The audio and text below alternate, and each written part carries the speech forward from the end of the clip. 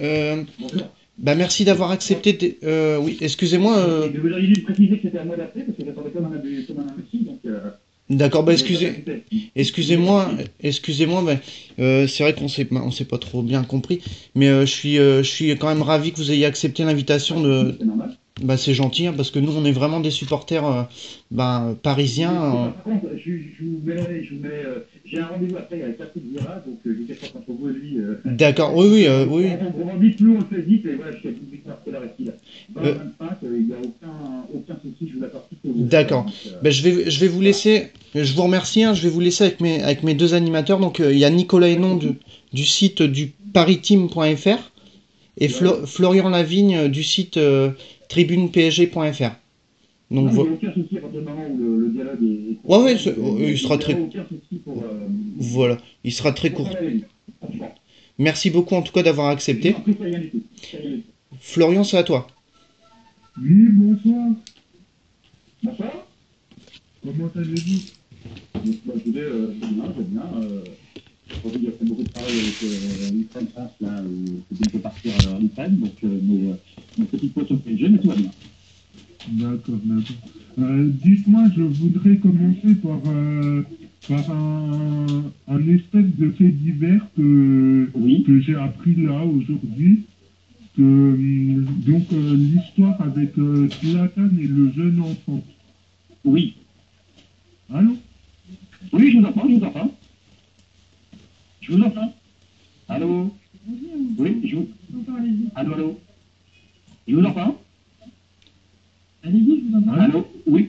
Oui, je vous entends parfaitement. Allez-y, allez-y. Allô, allô? Oui, vous pouvez répondre Allô? vous pouvez répondre à la question de, de Florian. Bah, en fait, pour l'instant, j'ai juste entendu Zlatan et le jeune enfant, donc j'ai pas encore entendu la question. D'accord, bah repose la question, Florian. Voilà, je suis désolé, ça s'est arrêté au jeune enfant, donc j'ai dit oui, et après, j'ai pas entendu la suite. Ben, je pense Allô? il a dû avoir un souci. Donc, il vous demandait si c'était possible d'expliquer le fait divers, en fait. Allô, allô, mademoiselle? Il Allô? vous entend pas, je crois. Hein. Allô, allô? Oh, c'est pas vrai. Allô? Oui, j'entends une voix à côté qui dit c'est pas vrai, Vous m'entendez, là? Vous m'entendez bien? Là, je vous entends, oui. Voilà, on vous demandait simplement de nous expliquer le fait divers entre l'enfant et la D'accord. Voilà. En fait, ce qui s'est passé, donc tout le monde connaît désormais l'histoire de ce petit enfant. C'est une histoire qui évidemment qui est absolument pas drôle. C'est un jeune sans bosniaque qui est leucémique, qui est malheureusement condamné dans quelques semaines et qui a émis le souhait avant de mourir tout bêtement de rencontrer Zlatan Ibrahimovic, son idole, et qui est également originaire de Bosnie. Et dans un premier temps, il l'a fait savoir par des médias, via des médias bosniaques. Ibrahimovic a été un peu surpris il y a quelques semaines et a dit je ferai quelque chose. Ensuite, il a simplement fait envoyer des maillots dédicacés, mais le club, en toute discrétion, le club a invité ce jeune garçon et sa maman au dernier match du PSG contre, alors c'était pas Nice, mais contre l'Orient. Le seul souci, c'est que Paris a voulu trop bien faire et effectivement n'a pas voulu médiatiser à outrance la rencontre avec Ibrahimovic, mais le problème, c'est qu'ils ont tellement cloisonné leur communication qu'ils ont tout bêtement oublié de prévenir l'intéressé, à savoir Ibrahimovic, qui était blessé ce jour-là. Et c'est là que ça s'est enchaîné un petit peu malheureusement. C'est là qu'ils ont expliqué aux joueurs ils ont expliqué à l'enfant que Zlatan était blessé à l'hôpital. Le problème, c'est qu'en même temps, en parallèle, il était on l'a vu le lendemain au match de Djokovic à Bercy où il était en pleine forme. Donc on a empêché le petit garçon de voir ces images parce qu'il aurait été trop déçu. Mais voilà, le PSG a voulu bien faire au départ. Malheureusement, c'est monté trop discret et en tout cas, c'est absolument pas de la faute d'Ibrahimovic. Et tout ce que je peux vous dire, c'est que j'espère du fond du cœur qu'il aura l'occasion de rencontrer ce petit enfant assez vite avant l'issue fatale. Ah oui, c'est une belle histoire quand même. Bah, c'est une belle histoire, oui et non, parce que pour l'instant, il l'a pas rencontré. Oui, voilà. Effectivement. Mais bon, c'est compliqué de rejeter la faute. Voilà, le PSG était trop discret. Voilà. Mais c'est l'histoire, non, elle n'est pas belle parce qu'il y a un petit enfant qui va mourir. Mais voilà, je vous dis, j'espère qu'il rencontrera Ibra avant son décès. Oui, effectivement, on l'espère tous. Si on remercie sur l'information que vous sortiez aujourd'hui sur le directeur sportif, parce qu'on a eu différents... Je vous entends mal, sur le directeur sportif. Oui. Oui, parce qu'on a eu différents échos. Il y avait les Italiens qui annonçaient Paolo Maldini, et vous dites aujourd'hui que ça n'a pas tant de mois de juin. Quelle est vais pas vous étonner que je suive la ligne éditoriale de mon journal. C'est-à-dire que Paolo Maldini, d'ailleurs, par parenthèse, le Parisien était le premier à révéler son nom il y a 2 ans, mais post-technique. Voilà, ils ont sondé plusieurs personnes, dont effectivement Paolo Maldini qui attend et qui regarde plutôt un poste du côté de l'AC Milan, son club de cœur. Voilà, les dernières infos qu'on a recueillies, c'est que le PSG cherche, a mis un petit peu sur pause un petit peu sa recherche de directeur sportif, se rend compte qu'elle n'en a pas besoin forcément dans l'immédiat, puisque les quelques joueurs qu'elle a sondés n'étaient pas libres tout de suite, et donc a priori jusqu'à la fin de saison, elle va arrêter de chercher. Mais c'est effectivement parce que là l'intérêt aujourd'hui d'un directeur sportif, c'est surtout pour le recrutement, l'aura un petit peu du club à l'étranger. Et pour la fin, il n'a pas un besoin immédiat, donc je ne crois pas que ce sera Paolo Maldini, qui est quand même pas quelqu'un qui a un réseau, parce que ce qu'il faudrait, c'est que cette personne soit un nouveau, effectivement, Leonardo, c'est-à-dire quelqu'un qui porte bien, qui se présente bien, parce que l'image est importante, mais et surtout qui est d'ores et déjà un réseau d'agents, de joueurs, de clubs sur lequel s'appuyer pour, voilà, parce que l'argent ne fait pas tout, et par exemple, il ne faut pas oublier que le mérite de Leonardo d'avoir déniché Marco Verratti pour seulement restant modeste, seulement 11 millions d'euros, ça revient complètement à Leonardo. Donc, il faut aussi quelqu'un qui connaisse le football et qui puisse discuter d'égal à égal avec d'autres clubs. Très bien. J'aimerais savoir si vous avez des informations sur le cas Pastore. Est-ce qu'il y a différents sujets? On dit qu'il se sent bien, qu'il n'a pas de problème physique mais que moral. Est-ce qu'aujourd'hui son départ est encore acté cet hiver ou est-ce que ça a changé de donne? Allô? Attends, je vais rappeler monsieur Christophe. Ça a coupé. Florian, t'es là, toi? Ouais, c'est bon, je vais rappeler monsieur Christophe Bréa. Allez hop. Parce que son portable, j'ai l'impression qu'il a du mal à entendre. Moi, personnellement, j'entends bien. Moi, j'entends bien aussi, c'est ça? Bon, je le rappelle, hein. Son portable, il a dû couper. J'espère qu'il n'est pas un problème de réseau. Excusez-nous les auditeurs pour cette gêne un petit peu désagréable. Bonjour, vous êtes bien au 06 74 97. Là c'est sur son répondeur. Donc je vais le rappeler direct. Je vais faire décliner puis on va le rappeler direct, comme ça passera mieux pour les auditeurs et pour nous. Donc toi, Florian, c'est bon, t'entends bien aussi, hein? Ouais, c'est bon. Alors bon. on y va avec notre numéro, comme ça on entendra mieux. Allez. C'est la première fois que ça arrive, c'est chiant ça. Ouais, c'était pas bon. Surtout qu'il a rendez-vous pas très bien. Bah oui, c'est... Attends. Vas-y. Allô? Vas-y, Florian. Vas-y, Florian. Ah ouais. Allô? Oui, Oui, voilà. C'est bon. Oui, ça coupe. Je suis désolé, j'ai parlé dans le vide et à un moment j'ai entendu un bruit bizarre. Donc. Vous vous souvenez de la question? Oui, je me souviens de votre question. J'ai parlé, on a été sur le directeur sportif, vous avez eu ma réponse, non? Oui, c'est bon, j'ai votre réponse. Moi, je vous parlais. D'accord, merci. Oui. Et est-ce que vous pouvez parler plus fort, parce que je vous entends 1 sur 5 à peu près. Du cas Pastore. Ah, bah voilà, là, je vous entends super bien. Du cas Pastore, qu'est-ce que vous voulez que je vous dise sur Pastore? J'aurais voulu savoir si la donne, elle avait changé, ou si dans les couloirs du Parc des Princes, on évoque toujours un prêt ou un transfert.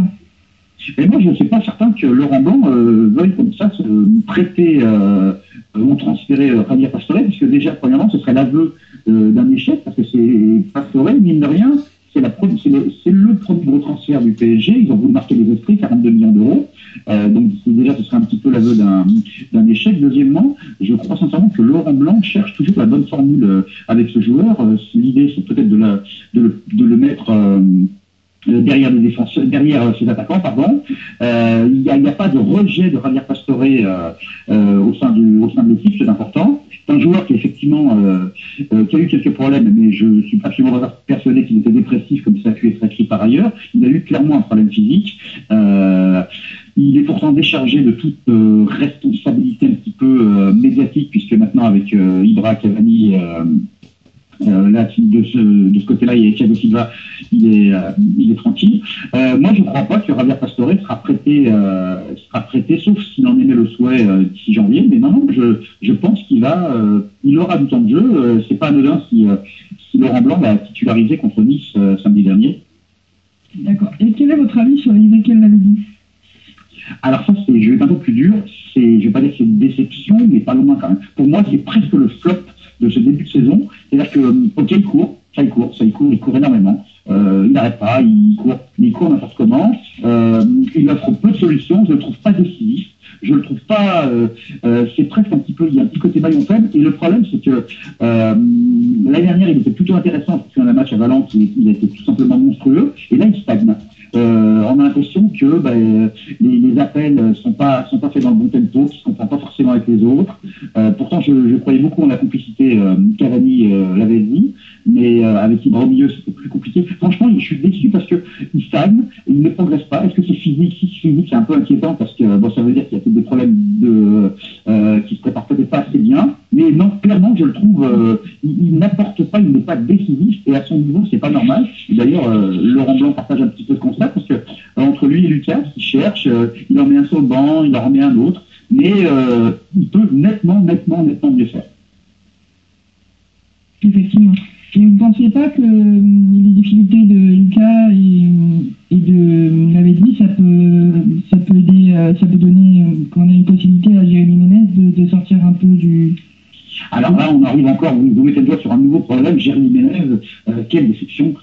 Joueur, c'est un diamant brut, mais ça fait 3 ans, à chaque fois j'entends toujours la même chose. J'aurais pas dû agir ainsi, j'ai eu un mouvement d'humeur, je m'excuse, j'aurais dû réfléchir. Mais moi, quand j'ai fait mon premier interview avec Jérémy Ménez, c'est ce qu'il m'a dit. Je sais plus sur quoi déjà, c'était ça ne se reproduira plus. Et ça se reproduit toujours. C'est un garçon qui est clairement, enfin là je m'avance peut-être, mais je ne le trouve pas heureux à Paris. Et je pense que dans sa tête, il s'apprête à partir. Je l'imagine bien, lui, pour le coup, demander à partir en cet hiver, ou à tout le moins signer libre dès janvier, parce qu'à chaque fois qu'on lui a tendu la main, à chaque fois qu'on lui a donné sa chance, il n'a pas, sur la distance, il s'est jamais imposé alors qu'il a du feu dans les jambes. Voilà, lui, Jérémy Ménez, c'est aussi quelqu'un qui, alors lui, pour le coup, son avenir au PSG me semble un petit peu bouché, même si j'imagine bien le PSG lui proposer un nouveau contrat, je ne le vois pas le passer. D'accord, vous nous avez parlé de vos déceptions, il faut nous parler de vos satisfactions. Ah bah satisfaction, voilà. Il y a des satisfactions. Ibra, donc on pouvait tous douter un petit peu de son entente avec Cavani, il est parfait, il vole sur l'eau, il marche quasiment au plus d'un rien vers l'eau, il le changerait en vin en ce moment. Cavani, très intéressant par rapport à sa discipline, c'est-à-dire qu'il a accepté de se mettre sur un côté sans barquiner, sans rechigner, il est décisif quand il le faut, il défend, on dirait un défenseur, quand je le vois sur quasiment de son poteau de corner, faire les efforts, je le trouve super intéressant. Alors dans la série plutôt, parce qu'après il y a des joueurs qui sont, je trouve que Maxwell se maintient, je ne croyais pas personnellement à Grégory Van der Wiel, et je trouve qu'il fait plutôt une bonne saison, même si c'est pas non plus Daniel Vest, c'est pas ce qu'on a de mieux, mais il a largement supplanté Christophe Jallet, donc plutôt intéressant. J'aime beaucoup le jeune Adrien Rabiot parce qu'à chaque fois qu'il rentre, il apporte quelque chose, il joue en une touche de balle, il joue intelligemment, il ne ralentit pas le jeu. Voilà, qu'est-ce que je peux vous dire d'autre? Après, j'ai pas Marquinhos, gros potentiel, mais bon, j'ai encore en tête ces 2 erreurs de débutants contre Saint-Etienne. Mais bon, clairement, je pense que l'année prochaine, Alex ne sera plus là et qu'on aura un axe défensif qui est aussi Marquinhos. D'accord. Vous parlez de Jérémy Ménez, comment dire, comment vous expliquez la descente de Christophe Jallet, qui était considéré comme l'un des meilleurs latérales français? Déjà, Christophe Jallet, c'est un type qui est éminemment sympathique, éminemment intelligent. Est-ce qu'il n'a pas tout simplement atteint les limites de son potentiel? Et est-ce que c'est un joueur qui est pour... J'ai jamais suivi Carlo Ancelotti quand il était le meilleur arrière-droit de France. Comment? Peut-être qu'à Mans, il a eu des problèmes, il a eu sa chance en début de saison, il ne l'a pas saisi, il le sait, il n'était pas à son top physiquement. Maintenant, il n'y a aucune raison de sortir Grégory Van der Wiel. Voilà, je pense simplement que Jallet est arrivé au maximum de ses capacités.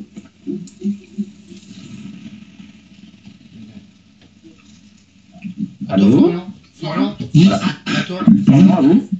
D'accord. Donc, excusez-moi pour la première question, ça a coupé. Donc, j'espère que ça ne va pas recouper. Mais en fait, je voudrais rebondir sur votre réponse là. Honnêtement, vous croyez pas que c'est un peu gros que Zlatan il n'a pas été mis au courant qu'il a... Est-ce que vous me voyez dire Zlatan a été au courant, il a refusé de le rencontrer. Vous voyez ce que je veux dire? Je me vois pas dire un truc pareil. Donc moi j'espère que c'est la réalité. J'espère qu'il n'a pas été au courant. Qu'est-ce que je peux vous dire de plus? Je n'espère pas qu'il ait dit je préfère la Bercy. Ce serait non franchement je me mets pas là-dedans et je veux croire à cette version. Franchement. Et sinon ce serait vraiment trop. Ce serait pour utiliser un mot franc. Ce serait dégueulasse et je m'y refuse totalement. D'accord. Et maintenant, parlons de vos déceptions. Tout à l'heure, vous nous avez dit Lavezzi et Lucas. Mais moi, j'ai l'impression que ce système de jeu leur convient pas. Du fait que maintenant, vu qu'on a la possession et qu'on joue plus par les contres, je pense que c'est bien ça leur problème, justement. Bah oui, mais dans ce cas-là, c'est s'adapter. Franchement, à une équipe comme Paris, c'était presque énorme l'année dernière de les voir quasiment à la possession avec Reims ou avec Bastia. Donc, c'est à eux de s'adapter, ils auront des qualités. Parce que, moi, je suis désolé, mais Lucas, pour prendre son exemple, il a envie d'être titulaire au Brésil, et vous croyez que le Brésil, il joue en contre? Donc c'est à lui, pour rester sur Lucas, d'améliorer son jeu parce qu'il a un jeu d'une lisibilité quasiment enfantine, c'est-à-dire je prends, je crochette, je reviens vers l'intérieur et une fois sur trois, j'arrive pas à me débarrasser de mon défenseur. Donc lui, c'est à lui de donner plus de dimension, et d'élargir son éventail de jeu. Mais heureusement que le PSG maintenant maîtrise le ballon. Heureusement, c'est une équipe qui est faite pour ça désormais. D'accord. Il y a un peu plus d'un mois, il me semble, vous étiez le premier média à révéler que en fait Blaise Matuidi avait soi-disant prolongé, mais que c'était pas encore officiel, qu'ils attendaient la décision de la justice entre son ancien agent et son nouvel agent pour officialiser la chose. Et vous êtes en mesure de confirmer ou en fait, je confirmais. Si j'avais le contrat sous les yeux, je ne cache pas que je le sortirais. Maintenant, on va juste réfléchir ensemble. Blaise Matuidi, il va arriver à la fin de son contrat. On est d'accord? C'est la plus grande satisfaction française. Il est amené à être titulaire en équipe de France. C'est une énorme satisfaction. Le club veut le prolonger et lui propose quasiment de tripler son salaire. Ça fait déjà à peu près un an que c'est entendu. Et on va simplement imaginer que Blaise Matuidi, pour une simple histoire d'agent qui essaie entre l'ancien et le nouveau, qui dispute des commissions, lui, il va attendre tranquillement et il va faire, pour dire franchement les choses, il va s'asseoir tous les mois sur plus de 200 000 euros de supplémentaires, comme ça, sans rien faire, en disant, bon, attendez, mettez-vous d'accord, et puis, et le PSG, de son côté, va rien faire, et va laisser ce joueur libre de signer où il veut en juin. J'y crois pas une seconde. Moi, je pense plutôt qu'il y a déjà un accord qui a été trouvé au niveau de la rémunération, et qui, évidemment, ne peut pas être officialisé, parce que sinon, ça donnerait du crédit à Jean-Pierre Bernès dans sa lutte avec Mino Raiola, le nouvel agent de Matuidi. Donc moi, je suis persuadé que dès qu'il aura officialisé son nouveau contrat, il aura une forme de prime à la signature qui régularisera tous les montants qu'il aurait dû toucher pendant s'il avait prolongé dès cet été. Pourquoi? Parce que la prolongation, elle a été actée avant qu'il y ait l'histoire entre les deux agents. En fait, Jean-Pierre Bernès, et après c'est l'histoire de gros sous, son contrat avec Matuidi terminé en juin. Il a été dénoncé 2 mois avant, mais l'accusation formulée par Jean-Pierre Bernès, c'est de dire que Matuidi s'était déjà engagé avec Jean-Pierre Bernès et avait déjà entamé des tractations avec le PSG pour le prolonger. Et donc ça ne peut pas. Pour montrer que ce n'est pas vrai, officiellement, Blaise Matuidi prolongera dans 2, 3, 4 mois. Voilà, c'est vraiment une histoire de gros fou, rien de plus. D'accord. Et vous avez des informations sur les autres prolongations? On sait que... Là, maintenant, il y a le club qui souhaite prolonger Thiago Motta. A priori, ça va se faire parce que il n'y a qu'une dimension. Alex aimerait prolonger. Je suis un tout petit peu plus dubitatif, même si je suis un petit peu plus dubitatif. Mais clairement, de toute façon, le PSG veut prolonger quasiment tous les joueurs satisfaisants. Ils veulent même prolonger Jérémy Ménez, comme je vous le disais, même si je ne pense pas qu'il acceptera. Mais voilà, on parle aussi de Thierry qui devrait également se voir proposer une prolongation dans très peu de temps. Sur le cas Alex, je vois qu'on est d'accord, parce que j'ai du mal à penser. Je ne pense pas, oui. J'ai du mal à penser qu'il leur prolonge, Alors, lui, il veut rester parce que une trentaine de millions d'euros pour le jeune Marquinhos. Ou alors, on peut imaginer qu'il prolonge, mais qu'il soit clairement précisé que désormais, il sera une doublure. À voir, parce qu'en même temps, on est Alex, on a 32 ans, ça peut être un énorme dernier contrat, mais en tout cas, c'est quelqu'un qui plaît énormément à Thiago Silva, c'est quasiment son pote, donc ça peut jouer.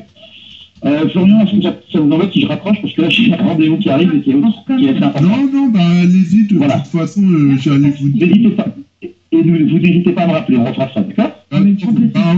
En tout cas, à très bientôt. C'est rien du tout, c'est tout à fait normal. C'est tout à fait normal. Bonne fin de journée à tous. Merci de même, au revoir. Merci encore à Christophe Bérard d'être passé sur Radio Hauville Lumière. C'est très gentil de sa part, parce qu'on a eu quelques informations un peu croustillantes quand même un petit peu sur les prolongations de contrats de certains joueurs. Je sais pas ce que vous en pensez, Florian et Nico. Moi, je comprends pas pour Alex. Ouais, sur ça, oui. Parce que faire venir un joueur à 30 millions d'euros pour refaire prolonger un autre gars, en plus, j'ai jamais collé avec le style Alex, quoi. Pour moi, il est meilleur offensivement que défensivement. Il est pas bon dans ses placements, à part sur les corners. Mais franchement, moi, pour ma part, j'ai du mal avec ce joueur. Oui, je ne suis pas d'accord avec toi, bien entendu. Je trouve qu'Alex est le complément de Thiago Silva. Je pense qu'il a fait une bonne prestation dans les dernières parties. Il est irréprochable sur quoi que ce soit. Si tu te souviens bien, les buts qu'on prend généralement, notamment à Saint-Etienne, c'est quand même les 2 erreurs de Marquinhos, c'est pas Alex. Donc je pense pas qu'il soit reprochable. Moi, je trouve que c'est pas mal de le prolonger parce qu'il faut de la stabilité dans l'équipe. Il faut arrêter de changer, de remettre à chaque fois. Je trouve que c'est pas mal. Et il peut prendre le rôle de Papes. Ouais, pourquoi pas. Et c'est bien aussi d'avoir des avis un peu différents. C'est comme ça qu'on fait les débats. C'est vrai que. Ah oui, non, mais Moi, je pense que les erreurs de Marquinhos, on l'a tous vu. Même au niveau district, je pense pas qu'on les fasse. Mais je pense que c'est le coup de l'émotion. Il a été appelé en Seleção. Je sais pas. Moi, je pense que c'est dû à ça, quoi. Je pense la même chose que toi. Je pense que c'est un enchaînement de choses, des louanges, beaucoup de choses comme ça qui ont mis un peu de pression. Et l'enchaînement des matchs, alors qu'on rappelle qu'il a reçu une préparation complète, a pu lui peser dessus. Et je trouve que c'est pas plus mal que Thiago Silva soit revenu à ce moment-là. Oui, tout à fait. Donc, il faut quand même souligner que moi, je sais que j'étais le premier à avoir peur quand Thiago Silva s'est blessé. Et il a assuré l'intérim comme il fallait, quoi. Donc,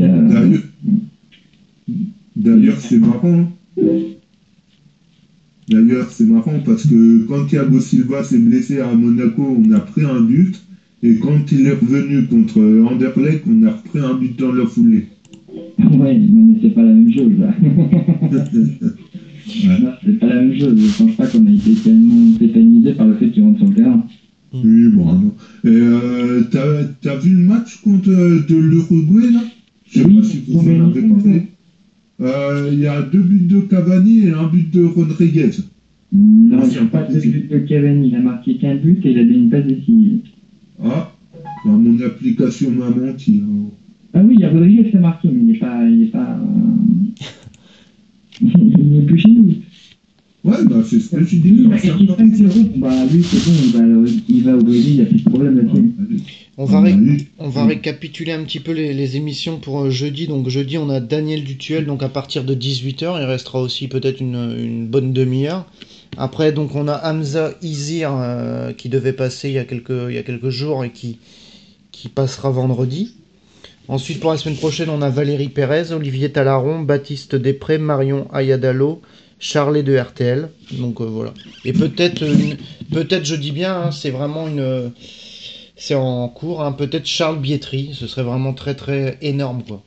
Ouais, on peut rebondir sur l'info du Parisien. Vas-y. Pendant le petit enfant malade, je pense que c'est bon, le geste au début il est pas mal quoi, parce que c'est Paris Saint-Germain qui essaie de faire quelque chose. Tout à fait. Après, voilà, le fait que le joueur n'a pas été mis au courant, c'est quand même la tâche dans le dossier quoi. Moi, ça me paraît énorme quand même quoi. Ça me paraît énorme aussi, ça me paraît quand même vraiment, vraiment tâche quoi. Mais c'est possible, vous savez pas, il n'était pas présent si je me souviens bien contre. Non, c'est. Il n'était pas présent au parc. Non, c'est vrai. Donc, je pense que s'il avait été là au parc, il aurait été sur les photos, on l'aurait vu à la télé, il n'était pas. Par contre, il était le lendemain à Bercy, oui, ça c'est clair. Mais je sais pas, c'est tellement bizarre cette histoire qu'il faut peut-être. Je pense qu'avec tous les moyens qu'on a aujourd'hui, on est capable de satisfaire un petit enfant qui a besoin de. Bah oui, tout à fait. Un rayon de soleil avant de partir. C'est malheureux à dire, mais voilà. C'est clair. Parce que là, c'est vrai que ça fait un peu tâche, je trouve quand même. Après, je le comprends, le journaliste. C'est vrai qu'il peut pas dire que c'est énorme qu'il soit pas au courant, mais.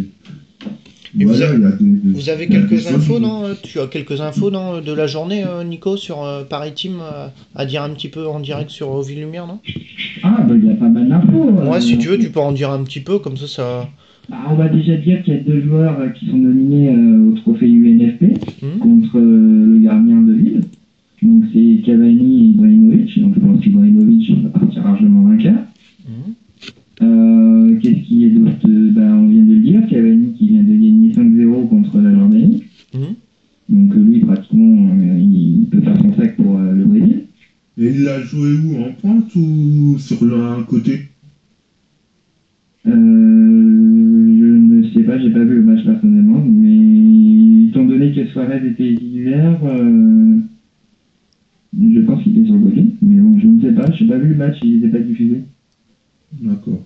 Sinon, on a eu une interview de Thiago Silva. Il a été interviewé par Ben Sport. Il a donné un peu des sentiments quand il est revenu. Donc il a dit comme c'était un premier match pour lui en professionnel, qu'il n'avait pas changé son état d'esprit et que la grande force du Paris Saint-Germain cette saison, c'était vraiment le fait qu'il s'entendait. C'est pas le fait du coach ou le schéma tactique, c'est le fait qu'ils jouent ensemble depuis déjà un an, donc ils se connaissent un peu mieux et je pense que c'est aussi la faiblesse de Monaco aujourd'hui. Ouais, c'est clair. Voilà, après, il y a différentes choses. Il y a Beckham qui a croisé Thiago Silva. Il y a Ibrahimovic qui a dit que le ballon d'or c'était bien, mais que pour lui, ce qui était important, c'est comment il se sentait lui. De toute façon, il a eu celui de Suède, le ballon d'or. Et je pense qu'on peut faire un petit pronostic là pour le Portugal. Moi, je pense que ça va être un match terrible. Ouais, c'est clair. Mais bon, après, on ne sait pas, parce que le Suède, c'est pas mal. T'as lui, t'as Elmander, c'est pas mal aussi. Ça va être dur pour les Portugais quand même. Mais surtout avec leur gardien, on me souvient de la doulette qu'il a fait dernière contre l'Israël, si je me souviens bien. Ouais. Mais après, il y a Marco Verratti aussi qui a jugé le 4-3-3, qui dit qu'il joue pas au même poste que l'année dernière, que là, en fait, c'est le plus important, c'est Thiago Motta qui lui permet d'être libéré et de jouer son jeu comme il le veut. Et il a parlé au fait qu'il allait s'inspirer de Blaise Matuidi pour marquer les buts. D'accord. Voilà, à peu près la journée. Bon, après, on attend tous avec impatience France-Ukraine pour pouvoir... Ouais, c'est ce que je vais dire. On espère tous que la France va remporter ce match. Moi, je compte sur Ribéry, même si je ne le porte pas dans mon cœur. Mais moi, je compte sur lui parce que je pense que c'est lui qui est important. Après, tout dépend de beaucoup de choses. Mais c'est vrai qu'on a un bon gardien, c'est déjà ça. Et après, les attaquants, tout ça... Giroud, il est pas mauvais en ce moment. Qui ça? Giroud. Oui, je dis, on a des bons attaquants, on a Benzema, on a Giroud, on a Ribéry qui est en forme et on a besoin de lui. Après, on a Matuidi, on a Pogba, c'est pas mal tout ça. Après logiquement, je pense qu'on devrait quand même... Bon, après, ça reste faible pour prendre quelque chose au Brésil, je vous le dis tout de suite. Tout à fait. Et toi, Florian, tu as quelques petites infos aussi, non, sur peut-être d'autres trucs que le PSG ou... On a d'autres informations aussi. On a Maxwell qui va être titulaire, puisque Marcelo s'est blessé. Et il y a Thiago Silva qui devrait être remplaçant. D'accord. Avec le Brésil, parce qu'ils sont avec le Brésil. Ah oui, il sera à côté de Marquinhos. Parce que j'ai vu que tu aimais un petit peu aussi, Florian, le FC Metz, non, c'est ça? Ouais. Ouais. Ouais. Non, mais c'est bien. Ouais, Alors moi, le souvenir que j'ai d'FC Metz, c'est côté ultra, si tu te souviens, c'est tous les... Comment on dit, les fumigènes qui volaient. Ah ouais. Ça, c'est je crois que c'est 4-2 qu'on avait gagné ce jour-là. ouais, il me semble. Ouais. C'est un souvenir qui reste. Ouais. Donc on va remercier encore notre invité qui est passé, Christophe Bérard, qui est vraiment très gentil d'avoir accepté encore une fois. Et ce qui est bien, c'est qu'il nous a dit à la prochaine, quoi. Donc il repassera de temps en temps. C'est vraiment superbe, quoi. Il est vraiment gentil et accessible. Donc voilà. Ouais, tu montres encore une nouvelle fois que ton travail est impressionnant, parce que tu arrives à choper des journalistes. Il suffit. C'est important quand même, parce que le Parisien, c'est pas... C'est clair, moi au début je pensais qu'il allait peut-être pas répondre, ou même, tu vois, il y a certaines personnes... En plus, il te cale avec un rendez-vous de Patrick Vieira, quand même. Ça, ouais, ça va pas... Franchement, c'est très gentil. Et je le remercie encore, bien entendu, c'est... Donc nous voilà finis pour cette émission d'aujourd'hui. Donc demain nous aurons Daniel Dutuel qui a évolué au Girondins de Bordeaux et à l'Olympique de Marseille et qui a fini sa carrière au Paris FC. Donc à partir de 18h, 18h15. Donc tous les auditeurs, merci aux 78 auditeurs. J'ai regardé il y a 15 minutes, on était 78. Et la dernière fois on avait été 144 auditeurs pour la dernière émission. Donc voilà, je remercie tous les auditeurs. Parce que c'est vrai que le son est pas trop au top, que je le répète, il faut encore que j'améliore tout ça parce que c'est pas évident, c'est pas du matériel de professionnel, c'est vraiment du matériel amateur, mais je vais m'améliorer et le son sera parfait, vous inquiétez pas. Donc voilà, merci à Nicolas et Florian et aux autres aussi qui passent aussi dans les autres émissions, mais merci pour vous deux aussi encore aujourd'hui, je vous remercie vraiment fortement les gars. C'est nous, c'est grâce à toi. Donc voilà, je remets un petit peu de chant ultra, chant parisien sur la radio. Bonne soirée. Voilà. Merci encore les gars, parce que c'est vrai que vous trouvez toujours des bonnes questions. Vous êtes toujours au top, parce que il y a certaines personnes, tu demandes de faire quelque chose, ils trouvent pas les questions, ou alors ils sont à côté de la plaque, quoi. Mais vous êtes toujours au top, quoi. Franchement. Moi, je t'avoue qu'hier, j'étais complètement à côté de la plaque. Quand j'ai regardé son compte Twitter, je vois coach mental. Mais je m'en rappelais même plus que c'était l'entraîneur adjoint, quoi. C'est pour ça que j'ai été vite fait sur Wiki et puis j'ai vu c'était le coach adjoint, quoi. Je me dis, waouh, Non, mais ça m'a sauvé, quoi.